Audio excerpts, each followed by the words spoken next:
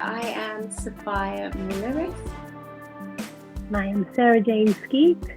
And this is the Behind the Music podcast, aka BTMTalks. So we thought it would be pretty useful if we did an introduction to BTM and what we have coming up, why we decided to do a podcast, and a little bit about ourselves. So let's not make this weird and uncomfortable because we talk all the time. Like constantly. So Sarah, why are we doing this? Well, I would say, first of all, because we do talk constantly, we call ourselves like Pinky in the Brain, for anyone who doesn't know us. Anyone who does know us know we're like Pinky in the Brain. We're always trying to think of something that we feel like isn't being made aware. And I think one of the things we came up with is that I think a lot of musicians and people in our industry, there's a lot of people who go into it for the star. Of course, we all love the star, and that's what the shows are all about. But there's a lot that goes into behind the music, which we both know a lot about. Yeah. So for those who don't know you, who are you? What do you do? And how are you behind the music? I'm a singer, a backing vocalist currently for Robbie Williams, but for lots of other artists I've done in the past: Ellie Goulding, James Morrison, Mika. Oh my gosh, I'm having one of those moments. It's always the way you think of everyone until you're asked, and then you're like, oh, mind blank. But yeah, I've been really fortunate, Kylie, to work with some really amazing people behind the music as a backing vocalist. I also do a lot of songwriting and other stuff like that. But I think my main field, I would say now currently, has been backing vocalist. So yeah, that's me. And you? Well, very similarly, I think we both started our careers super young. Hang on, how old were you when you started backing singing?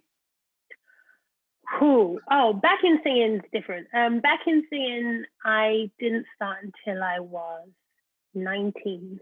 Which I'm saying that like it was like, oh no, I was old then. I was 19. But I'd obviously been singing for quite a while before that. But yeah, backing vocalist, my first tour was 19. Wow. Yeah, because I started working in the music industry when I was 17, turning 18. So my first ever introduction into the world of entertainment was at BMG Entertainment, which now is, for those who don't know, is probably Sony BMG. But back then there was Arista Records under BMG, LaFace, RCA. So it was a very cool time. Bad Boy, not to leave out Puff. It was a really cool time to be part of a label. It was my first real job. I just knew that I wanted to be a music journalist, and this was going to be my step to take me closer to writing, incredible stories and things about artists. And it just actually gave me such an insight into the industry that it totally changed the trajectory of where I was going to end up. So, so I guess many years later, I won't put numbers on, but from 17 until now, I've enjoyed working at labels like BMG, like Universal Def Jam, like Elektra under the Warner umbrella, and have evolved myself from kind of a marketing aspect to promotions to events. And that's comfortably where I'm sitting now. So I would say I'm a live events producer, to put it in clearer terms. So I create really cool experiences in the world of entertainment, both for live shows, product launches. Not that we have any of those right now with COVID-19, after shows, but I also work a lot in the corporate space. So I'm bringing all my experience from music and entertainment into kind of massive banks, retail groups, everything FMCG, fintech. So it's pretty interesting and diverse, but I am behind the music, behind the scenes. I've been a tour manager as well. I've been an artist manager. Yep. So yeah, it's been an interesting ride.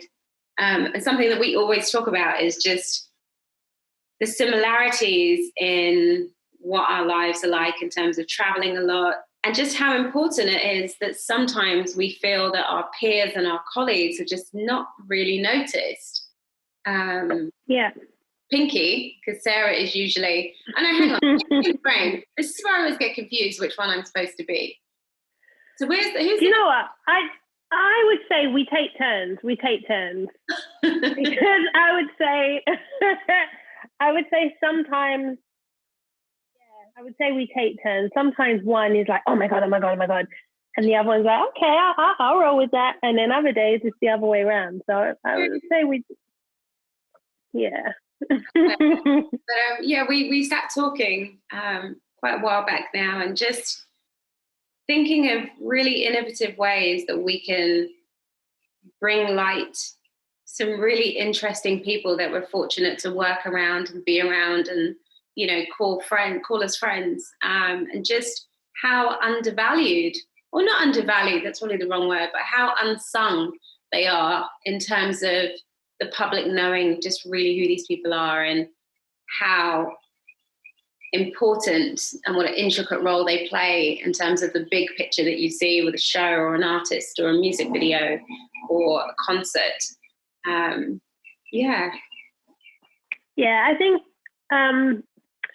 think it's a weird thing, because if I try and think back to school and I think, did I ever think I would be, well, I wouldn't say I didn't think I would ever be a backing vocalist, because obviously my mum does this. I have a lot of family who are in this industry. So I think for me, it's kind of different. I always knew it was a job that could be very successful.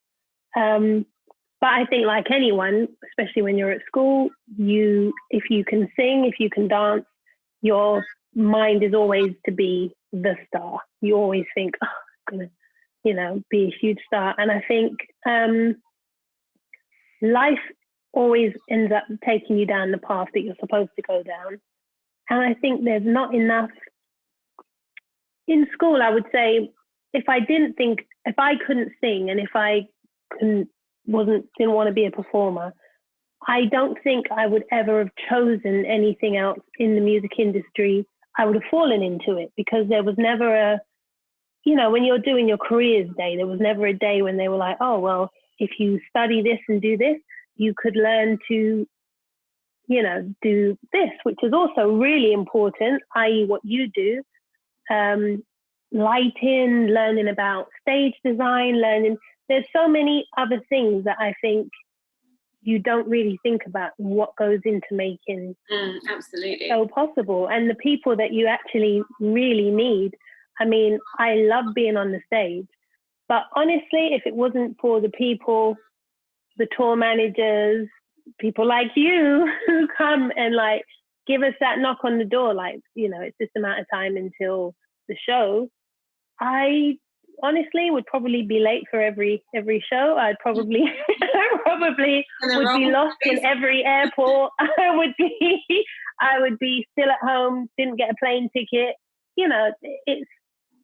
I laugh, and I think when I'm on the road, I mock it a lot, but actually it is so important to make a show go ahead. Yeah, I just think there is such a huge personnel crew that exists to make the magic happen. And I think for someone like me, I mean, I'm not trying to ever be in the spotlight.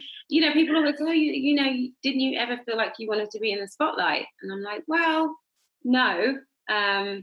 Yes, Sarah and I, obviously we are cousins, we went to school together. We are the Bogle champions. For anyone who doesn't know this. 1990, whatever.